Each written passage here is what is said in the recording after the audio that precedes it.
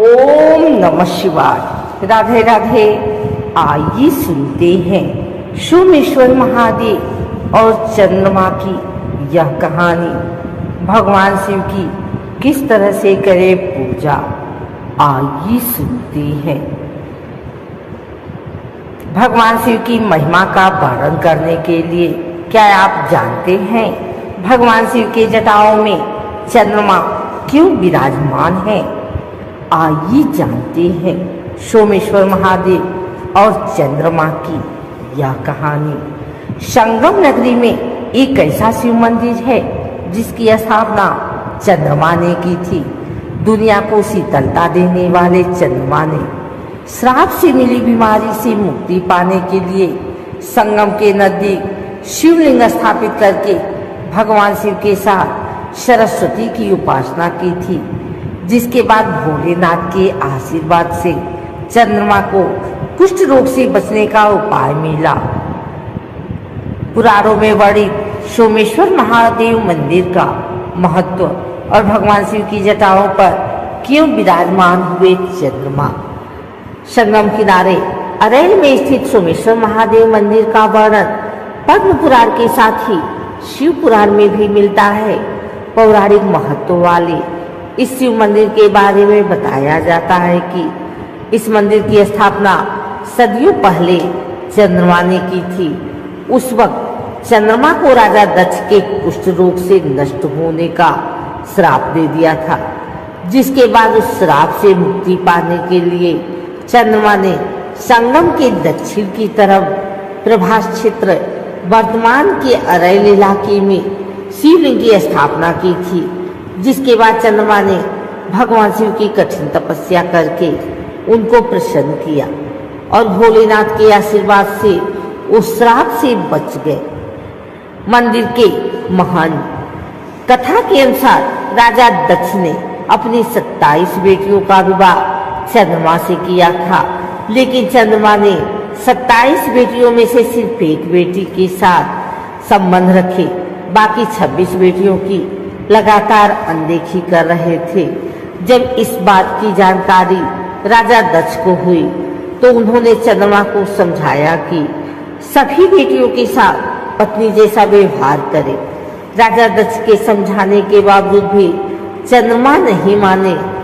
चंद्रमा नाराज होकर राजा दक्ष की 26 बेटियों अपने पिता के पास पहुंची। बेटियों ने पिता को अपना दुख बताते हुए अपना जीवन समाप्त करने की बात कही। इस बात से नाराज होकर राजा दक्ष ने चंद्रमा को श्राप दिया। राजा दक्ष ने कहा कि चंद्रमा को जिस तरह से अपने रंग रूप का घमंड है, उसी घमंड की वजह से वो कुष्ठ रोग से पीड़ित होकर नष्ट हो जाएंगे। श्राप का असर शुरू होते ही चंद्रमा कुष्ठ रोग से पीड़ित हो गए। इलाज के लिए कोई उपाय उनके काम नहीं आया। तब उन्होंने भगवान विष्णु से अपनी रक्षा के लिए प्रार्थना की, जिसके बाद विष्णु भगवान ने उन्हें सृष्टि के रचयिता ब्रह्मा जी के पास जाने की सलाह दी, लेकिन ब्रह्मा जी ने भी चंद्रमा को कोई उपाय नहीं बताया और उन्हें अपने कर्मों की सजा भुगतने को कह दिया। दूसरे देवी देवताओं की प्रार्थना करने पर भगवान ब्रह्मा ने चंद्रमा को पृथ्वी पर जाकर संगम के दक्षिण की तरफ शिवलिंग की स्थापना कर शिव और सरस्वती की उपासना करने की सलाह दी। चंद्रमा ने ब्रह्मा जी की सलाह पर उसी तरह से संगम के दक्षिण की तरफ शिवलिंग की स्थापना कर भगवान शंकर की तपस्या में लीन हो गए। सदियों बीतने के बाद जब भगवान शिव प्रसन्न हुए तो वह चंद्रमा के सामने प्रकट हुए। चंद्रमा ने उसे श्राप दिया। चंद्रमा ने कहा कि इस श्राप से मुक्त तो नहीं हो सकते, लेकिन अब तो महीने के पहले कृष्ण पक्ष में 15 दिन घटोगे और उसके बाद शुक्ल पक्ष के 15 दिन में बढ़ोगे। इसकी प्रतिपदा व अमावस्या के दिन नष्ट होने से बचने के लिए शिव जी ने अपने मस्तक पर चंद्रमा को विराजमान रहने को कह दिया, जिसके बाद से ही चंद्रमा भगवान शिव के मस्तक पर विराजमान हुए।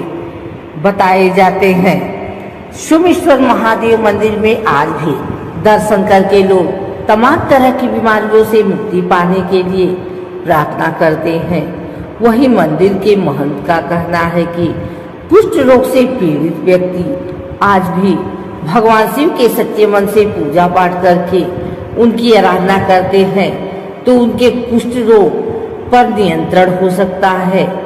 मंदिर में दर्शन पूजन करने वाले का यही भी कहना होता है कि इस मंदिर में दर्शन करने से उनकी सभी मनोकामनाएं पूरी होती हैं।